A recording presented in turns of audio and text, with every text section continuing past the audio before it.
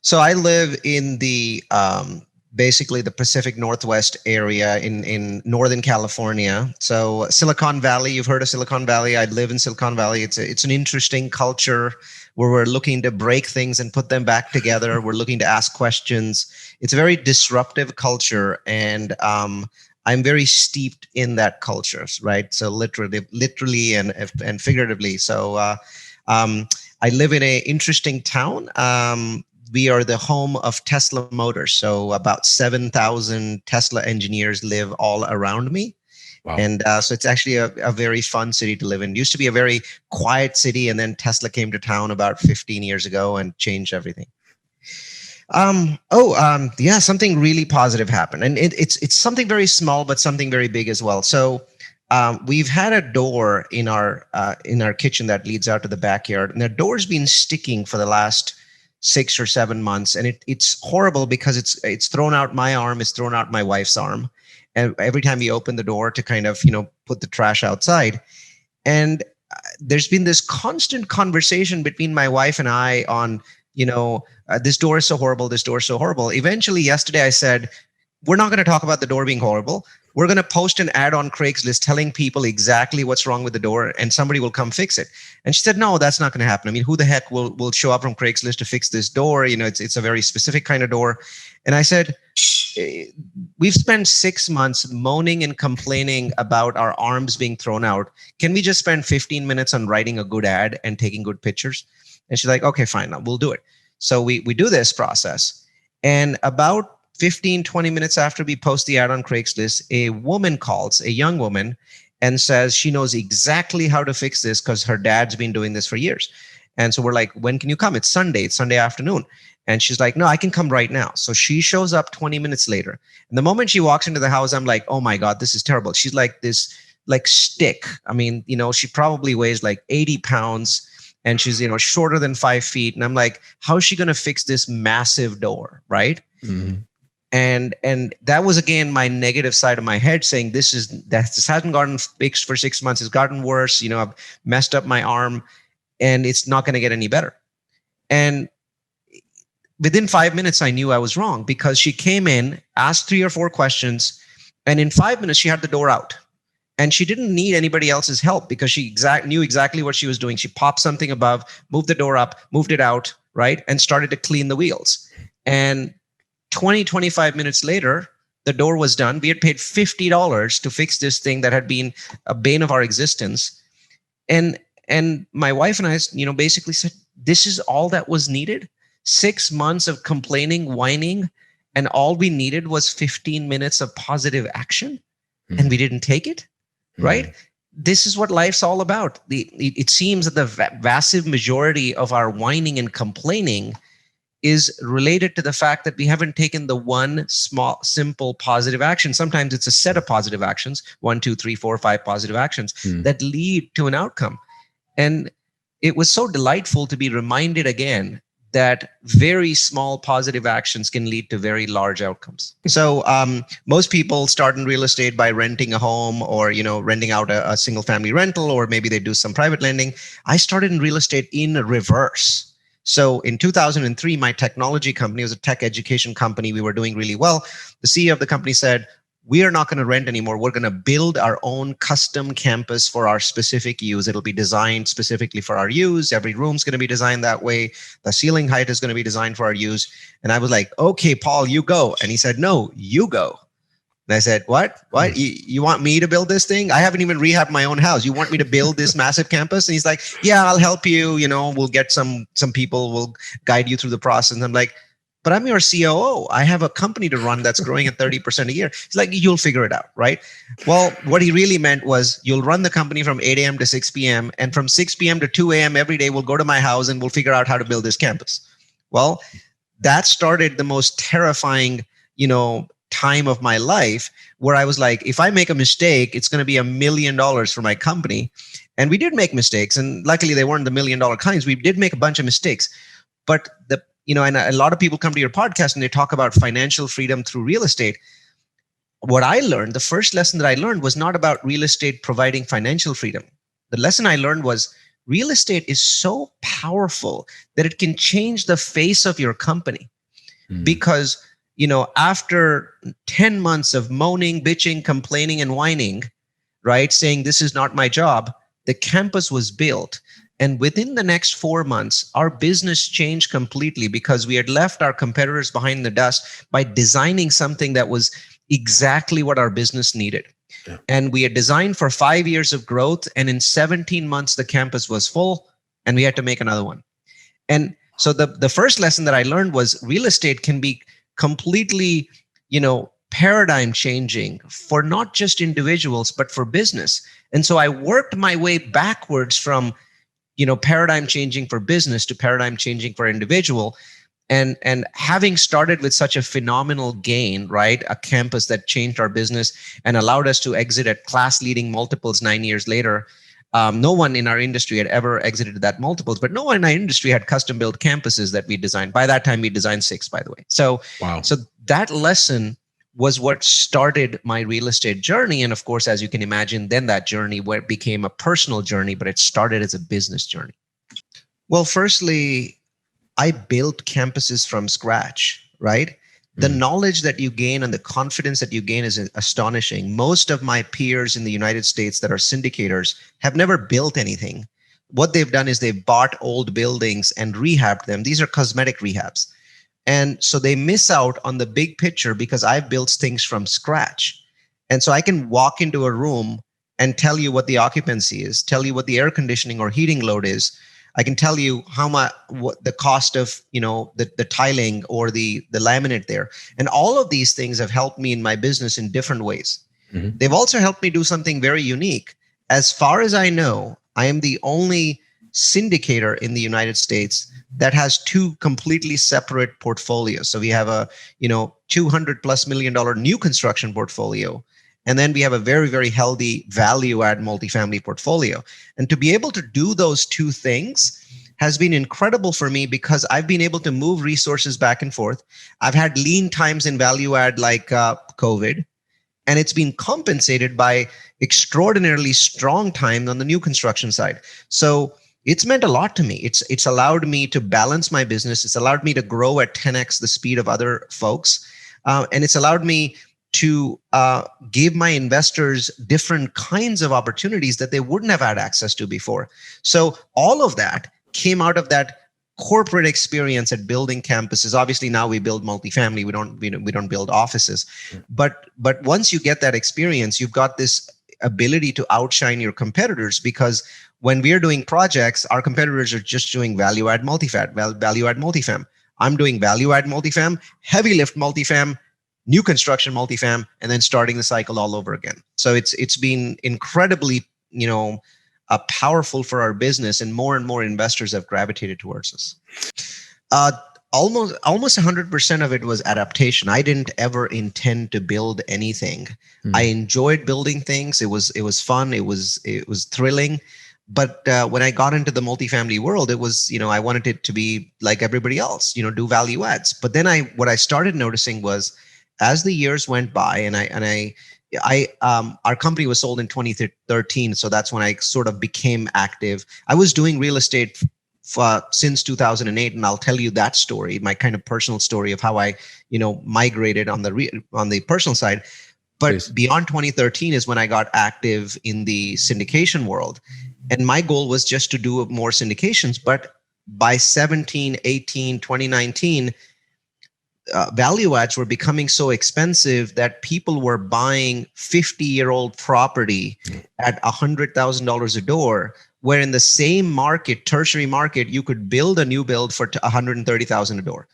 So why would I give up on all that value that I created just for $30,000 a door? Why would I give up the immense value? I mean, when you do value add, 90% of that is lipstick. You're, countertops and cabinetry. You're adding value. But that value is usually worth $150 to $200 a month in rent. Yeah. When you build something from dirt, you're going from $0 to $1,800 in rent, right? So the value that you're creating is massive. And if the difference is going to be $100,000 a unit on the old stuff and $130,000 on the new stuff, it's clear. Most other people didn't have that choice because they don't know how to build. So you have all these old properties in the United States that were built in the 70s and 80s. That was kind of boom time for apartments before they started clamping down on zoning, right? So there were apartment complexes mushrooming everywhere in the United States from the beginning of the 70s to the end of the 80s. After that, zoning basically started slowing everything down.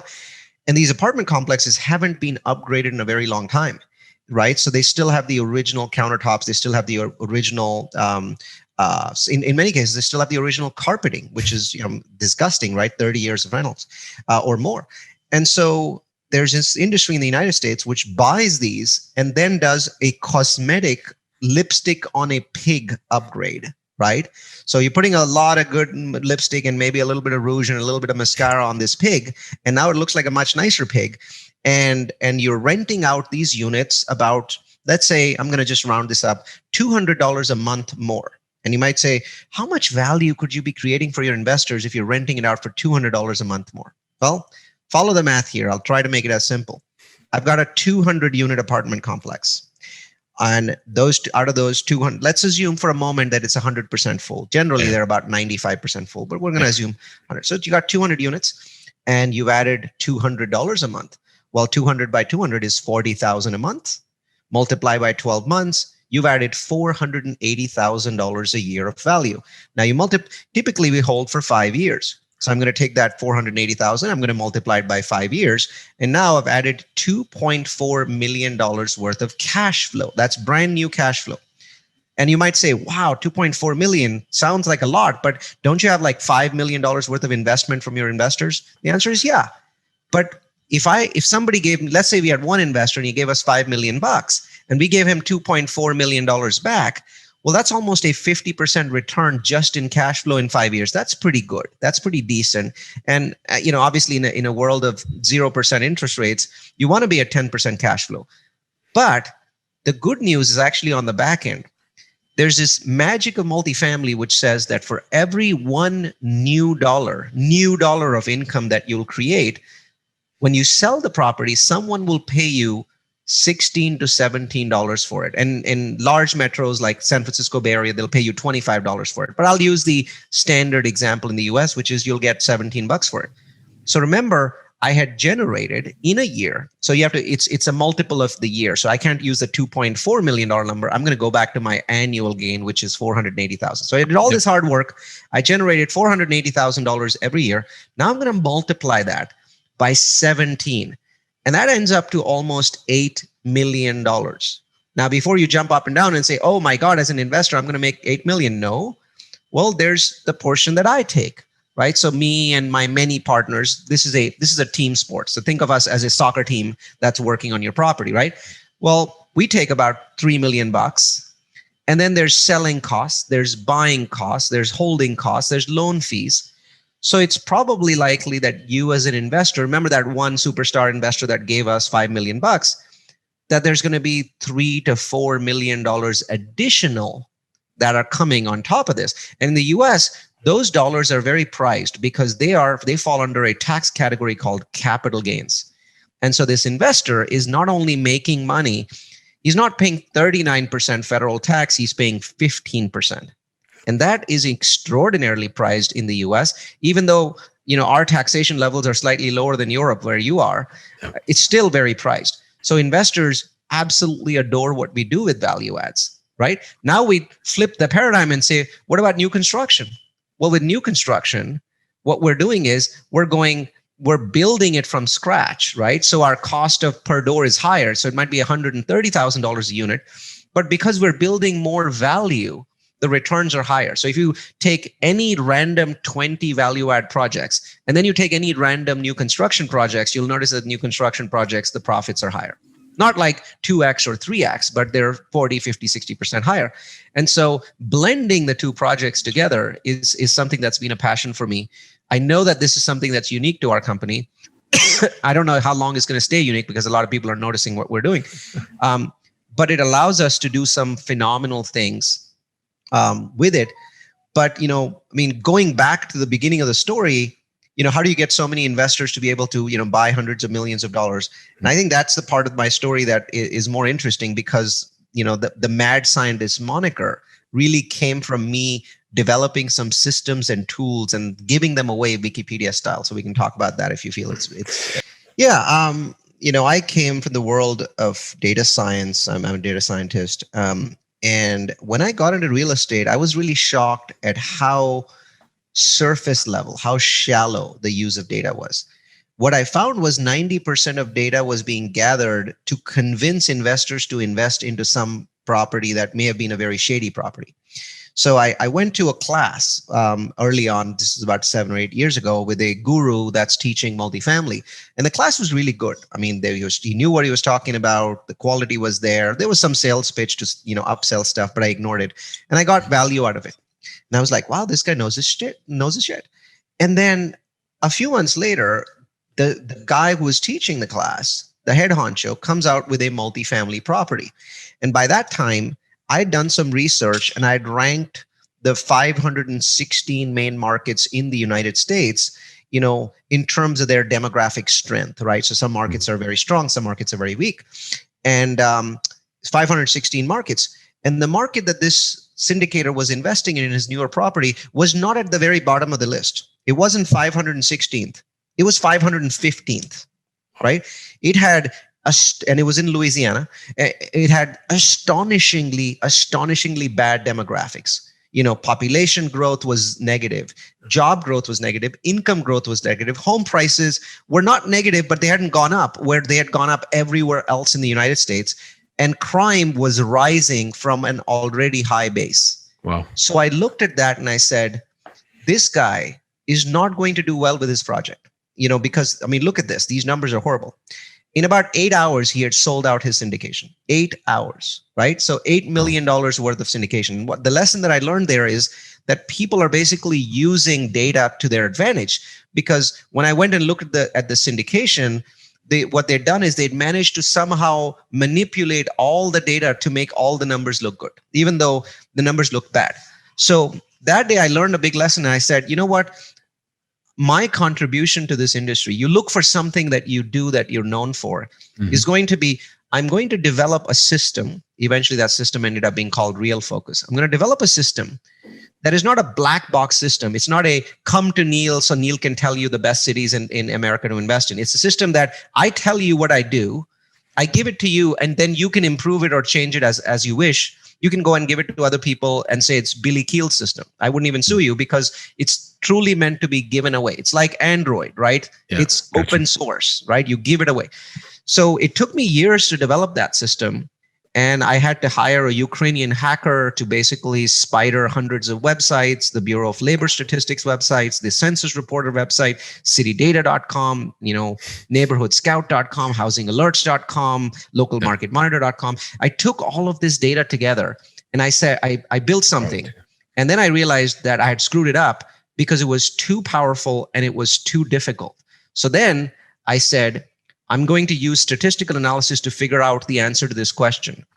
There's this system. It takes hours and hours and hours to figure out. How can I take a subset of it and get to the point where I get the same exact result 98% of the time, but it's less than 10 minutes to use the system? Less than 10 minutes. That was my benchmark.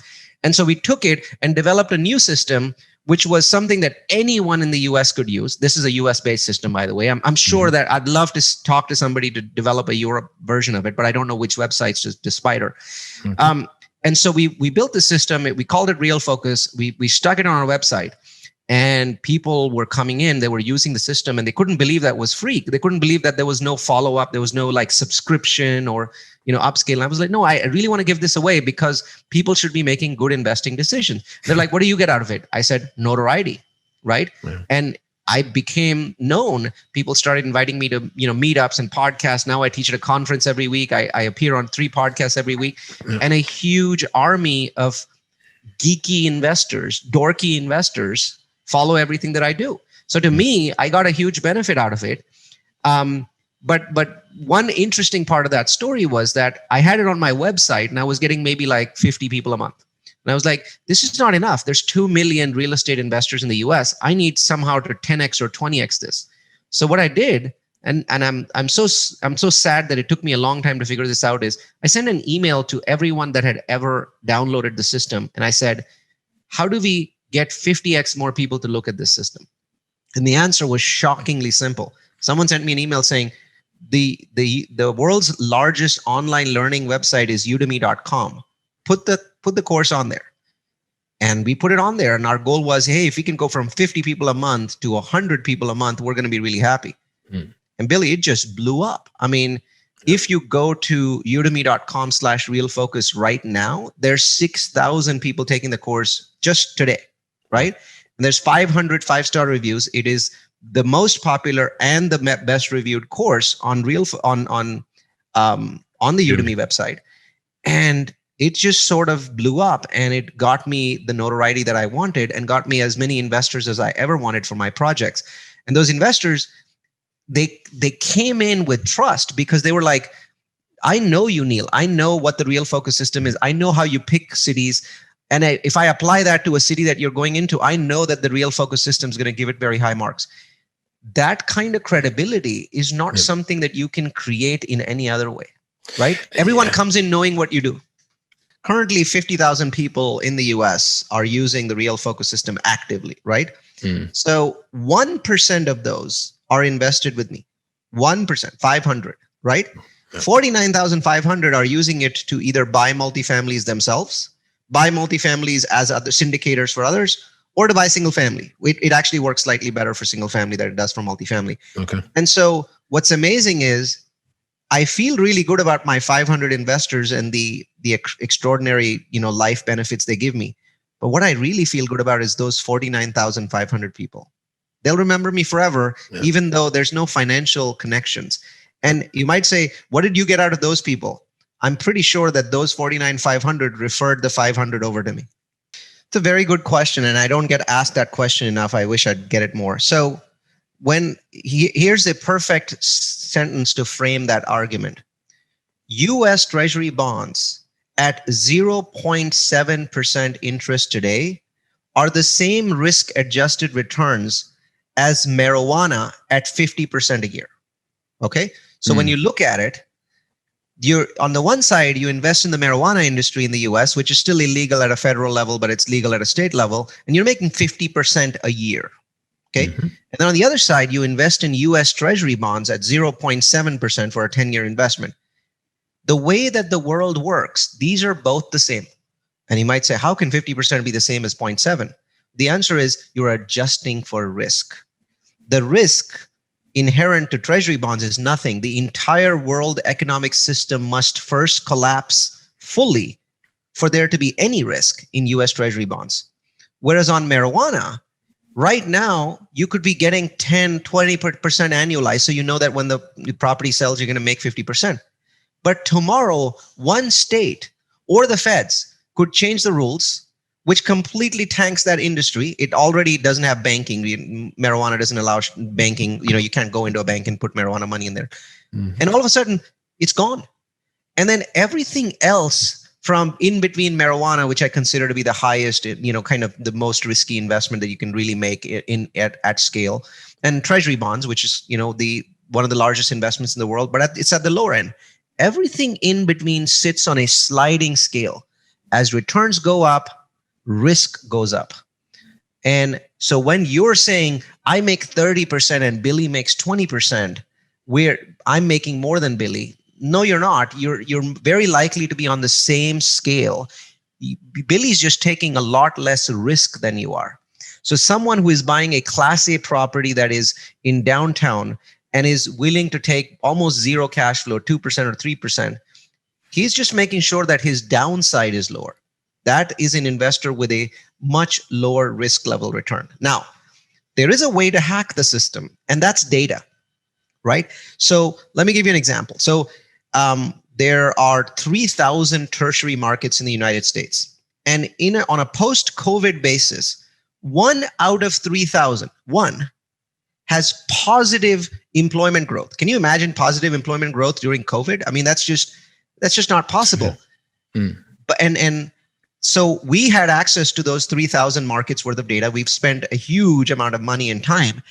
And so when we sorted the data just for shits and giggles, we were like, let's take a look at it, see which one has lost the least. We found a city in the US that was gaining in employment during COVID.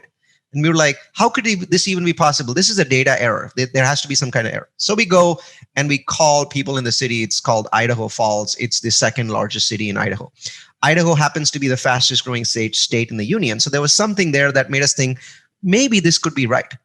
Well, as it happens, there is an energy laboratory near Idaho Falls. So it's about 10 or 15 miles away. This laboratory has $5 billion worth of grants that have already been made. So this is money that's allocated. And over the last 4 or 5 years, the laboratory has been getting ready to spend this money. And over the last 6 months, they finally got to the point where the grants can trigger. Now they've got 15,000 people to hire in a city of less than 100,000 people. So at this point, Idaho Falls represents a city where you can screw up every damn thing and still make a humongous amount of money in real estate. That's how you can actually mess with the risk reward. Gotcha. Because the reward in Idaho Falls is massively beyond the risk level because it's pre-allocated money.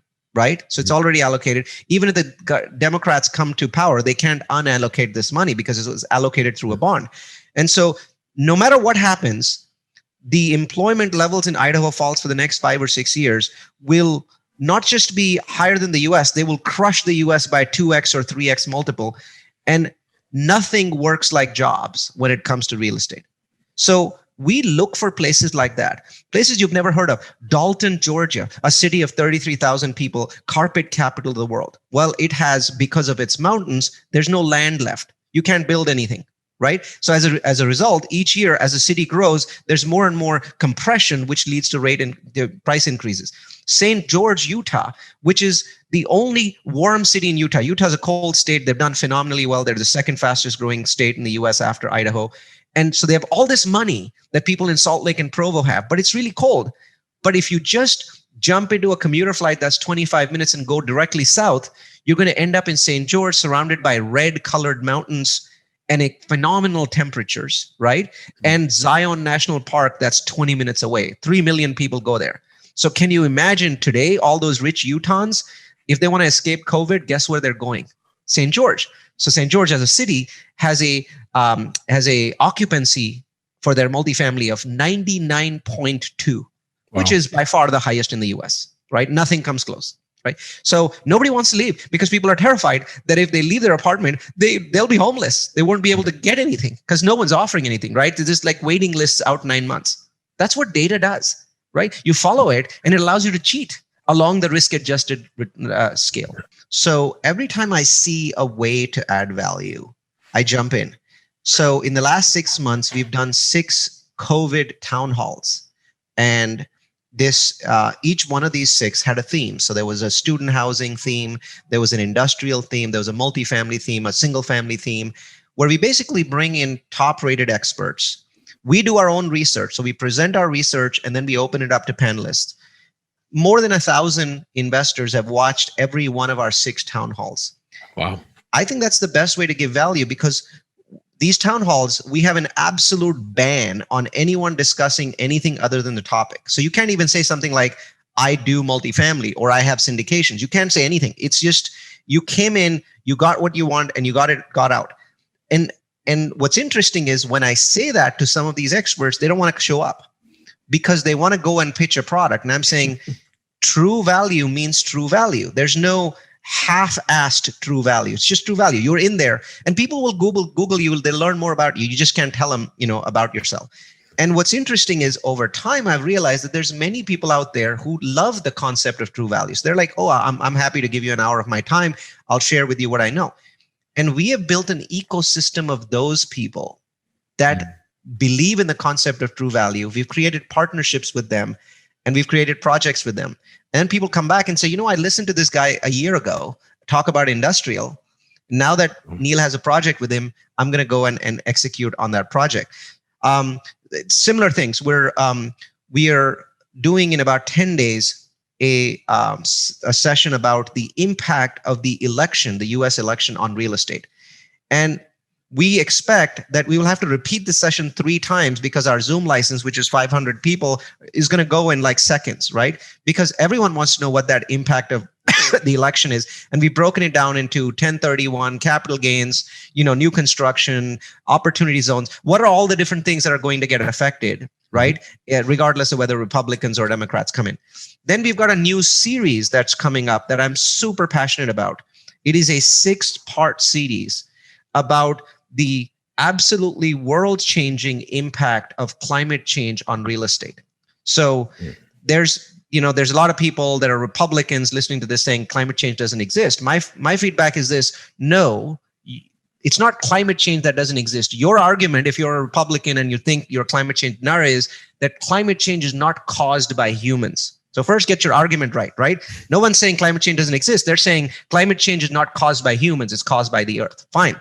So what I've done is I've created this 6-step program. It's 6 different webinars that assumes that climate change could be because of natural causes. So let's not even get into the conversation of whether it's caused by humans or not. I'm simply talking about, okay, regardless of who caused it, this is going to massively, in a way that has never been seen before in history, disrupt real estate, right? Let's talk about what that disruption is, because it is going to create the greatest single opportunity for real estate wealth that you will see in your lifetime. The last time an opportunity like this came in, it was called the gold rush, and it was in the 1800s. Nothing like that has happened since.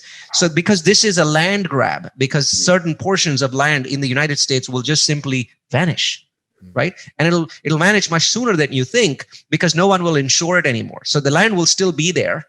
The sea wouldn't have come in, but nobody would want to live there because nobody would insure it. So those sorts of things really make me passionate, because this is information that most people don't know, but it's so powerful, so disruptive that it should be out there. That's an interesting question. Like everybody else, I'd love to visit London and Paris, but the city that really catches my fancy is Istanbul, and used to be called Constantinople. Yep. And if you go back and read history, the most powerful city in Europe/Asia was never London. It was never Paris. Paris was actually a crappy little town until the 1800s or the 1700s. Istanbul, or Constantinople as it used to be known, was the most powerful city of all. Its history is absolutely amazing, and it changed Europe forever multiple times. And I'd love to actually go and touch that history. It's absolutely remarkable. Very simply this, the worst thing that you can possibly do when taking other people's money is to sugarcoat things. I did that once. I learned from it. I don't sugarcoat at all to my investors. And anyone who thinks that you will ever lose an investor because you tell them the truth does not understand investors, does not understand their psyche. No investor out there expects Billy Keels to be superhuman. They just expect Billy Keels to be ethical, right? And straightforward. That is their expectation. They're expecting that there will be mistakes, there will be U-turns, left turns, right turns in this journey of real estate. What they don't want is that when there is a U-turn or a left turn, they don't even find out about it. So that was a lesson that I learned. More than anything else, make sure that you're very candid and very straightforward with your investors. It's always been the same book. I tell people that The Miracle Morning is not the greatest book of all time, but it is the most important book of all time. Because if you follow The Miracle Morning for an hour every day, you will get time to read other books, and you'll probably end up finding your best book. The problem is we never get to the best books because we never allocate the time. The Miracle Morning makes sure that we actually allocate the time to read books. So in that sense, it's the most important book of all time.